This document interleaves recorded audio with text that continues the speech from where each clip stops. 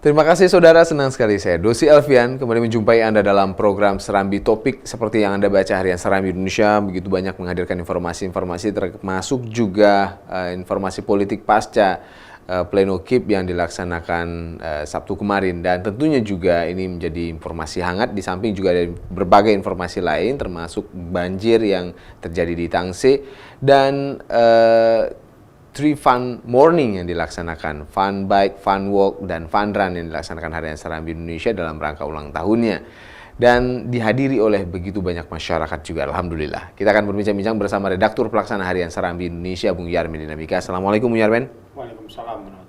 Begitu banyak informasi hari ini, sangat ditunggu oleh masyarakat, apalagi pagi Senin seperti ini, Bung, di tengah begitu banyak aktivitas masyarakat, tetap masyarakat juga masih tetap concern sepertinya dalam mencari informasi dan memenuhi informasi politik yang terjadi akhir-akhir ini. Apa dan bagaimana kemudian Serambi mengemasnya? Ya, namanya hari Senin itu kan berita yang ditunggu-tunggu.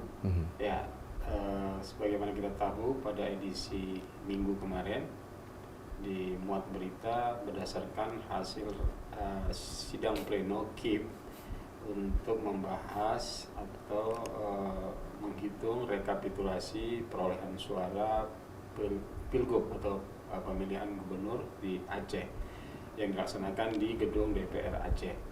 Sebagaimana tertulis kemarin, beritanya adalah Irwandi Nova unggul. Ya, jadi setelah 10 hari dari masa pencoblosan, kita udah dapat hasilnya.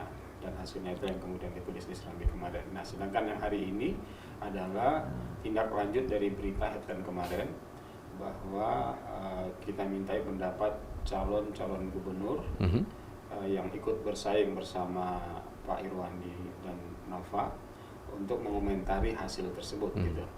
Ya, antara lain ya memang yang saya bisa ingat antara lain yang ngomong itu adalah Dr. Jaini Abdullah sebagai pasangan calon yang berpasangan dengan Pak Nasaruddin. Menurut dia sudah menerima hasil rekap suara tersebut dan menurut dia tidak ada kejanggalan, tidak ada keanehan. Artinya dari kubu Jaini tidak pernah meminta adanya penghitungan ulang ataupun pemungutan ulang gitu. Jadi ada dua dia, pemungutan ulang, dibuat pemungutan lagi atau hitung ulang kotak suara yang ada di kotak suara. Ya. Menurut dia dua-duanya nggak perlu lakukan. Kalaupun itu dilakukan ya lakukan aja lah 2022. Maksudnya ketika berlangsung pada berikutnya gitu, sambil bercanda. Yeah. Dan dia akan menyatakan akan datang secara khusus bertemu Pak Irwandi dan menyatakan selamat dan dia gembira atas hasil yang baik ini karena tidak dicederai oleh kasus-kasus yang pelanggaran atau intimidasi sebagaimana diduga semula bahwa pilkada kita ini akan penuh intimidasi, tekanan, bahkan berdarah-darah. Tapi ternyata alhamdulillah berlangsung aman, tertib, lancar dan damai. Ya, Pak Jaini akan datang untuk mengucapkan selamat secara khusus dan akan membicarakan hal-hal apa yang perlu dipikirkan bersama oleh Pak Irwandi maupun oleh paslon yang belum beruntung untuk kebaikan Aceh di masa yang akan datang. Itu saja. Di luar itu, Tarmizi Karim juga berkomentar, komentar bahwa memberikan dukungan atas proses ini dan dia ucapkan selamat kepada Pak Irwandi dan Nova. Yang terakhir, kalau Apa Karya juga sudah mengucapkan lebih awal, ya, bahkan dia menelpon secara khusus Ibu Darwati istri Pak Irwandi, tadinya kemarin berada di Jakarta dan dia mengabarkan ke kita bahwa Apa Karya dalam ini adalah Pak Jakaria Saman menyampaikan pesan ucapan selamat kepada Pak Irwandi tapi melalui istrinya. Istrinya mengabarkan ke kita tentang itu. Dan terakhir sekali adalah Pak Abdullah Putih. Abdullah Putih ini agak unik. 2 hari sebelum masa pleno dilakukan, dia sudah menelpon Irwandi lebih awal. Oh iya? Iya, terus kemudian dia ucapkan selamat, tapi melalui kita, melalui Serambi dia ucapkan selamat. Kita yang nggak memuatnya pada hari itu, karena nggak etis, ya kan? Kita tunda dan baru kita muat hari ini. Tapi jauh sebelum itu, yang lucunya lagi, sehari menjelang hari pencoblosan, tanggal 15 kita pencoblosan, tanggal 14 itu adalah hari sehari sebelumnya, dia menelpon Pak Irwandi. Abdullah Putih menelpon Irwandi, ucapkan selamat atas akan meraih suara tertinggi. Kan aneh, Abdullah Putih menyampaikan itu dan Irwandi tertawa-tawa, dari mana abang tahu, ini belum dimulai gitu kan. Dia bilang, saya sudah melakukan penjajakan, sudah melakukan pengamatan di lapangan, dan tim sukses saya menyatakan di mana-mana itu pemilih akan memilih Irwandi. Jadi prediksinya lebih awal ya? Lebih awal. Terus kemudian Irwandi menerima ucapan selamat itu sambil ketawa-ketawa. Tapi ya udahlah, seperti kata Irwandi, kita ucapkan juga, kita harapkan seperti yang abang katakan, dan ternyata apa yang disampaikan Putih itu menjadi kenyataan gitu. Jadi pada akhirnya dinyatakan ucapan selamat kepada Pak Irwandi Nova, karena apa yang disampaikannya sehari menjelang pencoblosan itu ternyata menjadi kenyataan. Dia berharap Aceh menjadi lebih baik, menjadi lebih maju di tangan berdua ini, dan dia juga berharap pengangguran dan angka kemiskinan bisa ditekan dan kesejahteraan bisa dirasakan oleh seluruh rakyat Aceh. Itulah harapan-harapan dari kandidat yang pada dasarnya adalah sudah menerima hasil ini gitu.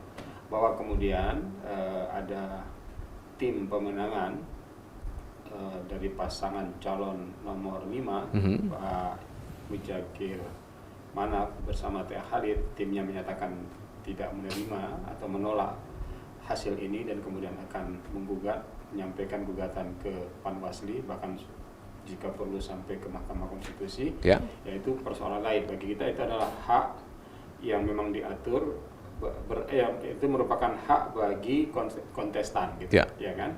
Apalagi kalau suatu saat memang bisa dibuktikan bahwa pelanggaran itu terstruktur, sistematis, dan masif, yaitu mungkin hasil pilkada kita bisa berbeda dari sekarang. Tapi kalau nanti 3 hal itu tidak terbukti, mungkin saja pilkada kita seperti yang sudah diumumkan hasilnya oleh KIP pada pleno tanggal 25 hari Sabtu yang lalu. Oke, menarik sekali. Nah, ada informasi lain juga ya terkait dengan bencana banjir. Bencana banjir tadi sudah disinggung sedikit bahwa bencana banjir 2 hari terakhir ini hujan lebat turun terutama di Tangsel PD dan kemudian di kawasan Aceh Barat. Banda Aceh juga tadi mendadak hujan, tapi tak lama ya, tidak cukup lama. Kemarin tidak cukup lama. Sejak dari Sabtu sampai Minggu 2 hari berturut-turut hujan, sehingga mengakibatkan sungai di kawasan Tangsel itu meluap, tapi luapannya tidak lama. Terjadi pukul 8 malam, pukul 4 pagi dini hari itu sudah surut. Tapi dalam masa yang singkat itu mengakibatkan 75 rumah rusak, 6 diantaranya rusak berat sehingga nggak bisa lagi dihuni. Orang mengungsi sekitar 40 jiwa dari 6 kakak. Dan kemudian yang paling memprihatinkan itu adalah beberapa ruas jalan rusak, dan 1 diantaranya itu adalah pipa air bersih sekitar 100 meter rusak total, sehingga distribusi air bersih ke sana itu terhenti sama sekali. Di tengah banjir, orang tidak mendapatkan air bersih, mau tidak mau rakyat atau penduduk harus mengambil air dari sungai gitu. Oke, lengkapnya bisa dibaca di Harian Serambi Indonesia. Terima kasih Bung Yarmin atas bincang-bincangnya hari ini di Serambi Topik. Tentunya juga jangan lupa ada informasi lain yang juga bisa Anda baca, termasuk juga ribuan masyarakat yang ikut ambil bagian dalam event yang luar biasa yang dilaksanakan oleh Harian Serambi Indonesia. Fun Run. Oke, ini luar biasa juga. Dan demikian perbincangan kami dalam Serambi Topik. Jangan lupa juga kunjungi kami di www.serambinews.com untuk memperbaharui informasi Anda. Saya Dosi Alfian, kembali ke studio.